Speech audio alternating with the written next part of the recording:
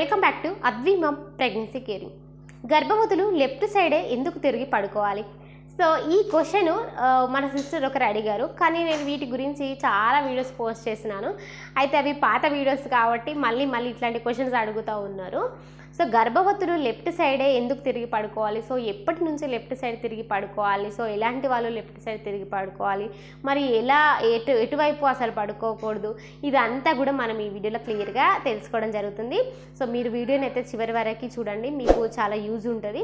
So ఇక వీడియోలోకి అయితే వెళ్ళిపోయి ముందుగా మన ఛానల్ని అయితే సబ్స్క్రైబ్ అయితే చేసుకోండి, పక్కనే ఉన్న బెల్ ఐకాన్ అయితే క్లిక్ చేయండి. నేను పెట్టే ప్రతి వీడియో కూడా మీకు ముందుగా నోటిఫికేషన్ రూపంలో రావడం అయితే జరుగుతుంది. ఏదైనా సందేహాలు ఉంటే కింద కామెంట్ చేయండి, తప్పకుండా నేను మీకు రిప్లై ఇస్తాను. ఇక వీడియోలోకి అయితే వెళ్ళిపోతాం. గర్భవతులు లెఫ్ట్ సైడే ఎందుకు తిరిగి పడుకోవాలి, అసలు ఎప్పటి నుంచి లెఫ్ట్ సైడ్ తిరిగి పడుకోవాలి, ఎలా పడుకోకూడదు, ఈ క్వశ్చన్స్కి ఆన్సర్ ఇప్పుడు తెలుసుకుందాం.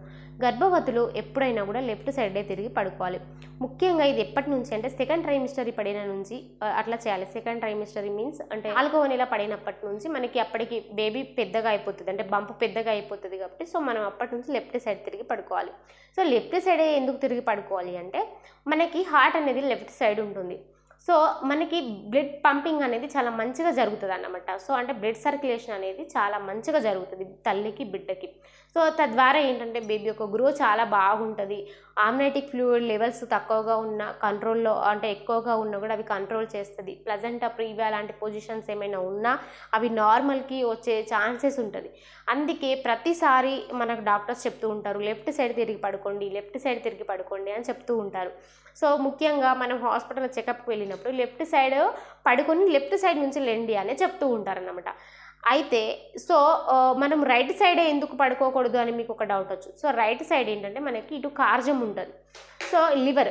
సో ఇది ఏంటంటే మనకి అది చేసే పని అది చేస్తుంది అన్నమాట. అంటే మనం రైట్ సైడ్ తిరిగి పడుకుంటే దానిపైన ప్రెజర్ పడుతుంది, అది లెఫ్ట్ సైడ్ తిరిగి పడుకుంటే దీని పని ఇది కరెక్ట్ చేస్తుంది, హార్ట్ పని హార్ట్ కరెక్ట్ చేస్తుంది, అంటే ఇది బ్లడ్ పంపింగ్ ఇది బాగా చేస్తుంది. సో ఈ లివర్ అయితే ఏదైతే ఉంటుందో దీని పని ఇది బాగా చేస్తుంది అన్నమాట. సో అందుకే మనం లెఫ్ట్ సైడ్ తిరిగి పడుకోవాలి. అయితే మన సిస్టర్స్ ఏమంటున్నారంటే అక్క ఎక్కువసేపు లెఫ్ట్ సైడ్ తిరిగి పడుకోలేకపోతున్నాం, కంఫర్టబుల్గా అనిపించడం లేదు, రైట్ సైడ్ తిరిగి పడుకోవచ్చు అక్క అంటున్నారు. సో ఓకే, హ్యాపీయే. ఎటు సైడ్ అయినా కూడా సైడ్కి తిరిగి పడుకోండి. అంటే ముఖ్యంగా లెఫ్ట్ సైడ్ తిరిగి పడుకోవడమే చాలా మంచిది. మీకు అన్కంఫర్టబుల్గా ఉంది, ఇబ్బందిగా ఉంది అంటే రైట్ సైడ్ కూడా తిరిగి పడుకోవచ్చు.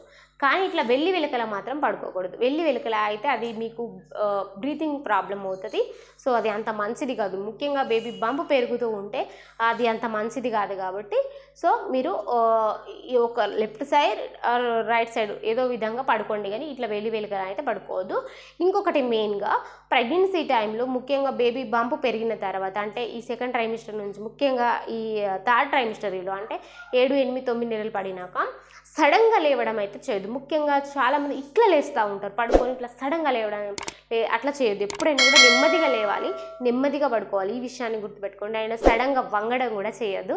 సో ఇవన్నమాట. సో ఈ మెయిన్ థింగ్స్ ఇదన్నమాట. ఇంకా మీకు ఏమైనా సందేహాలు ఉన్నా కూడా కింద కామెంట్స్ చేయండి, తప్పకుండా రిప్లై ఇస్తాను. Thank you so much.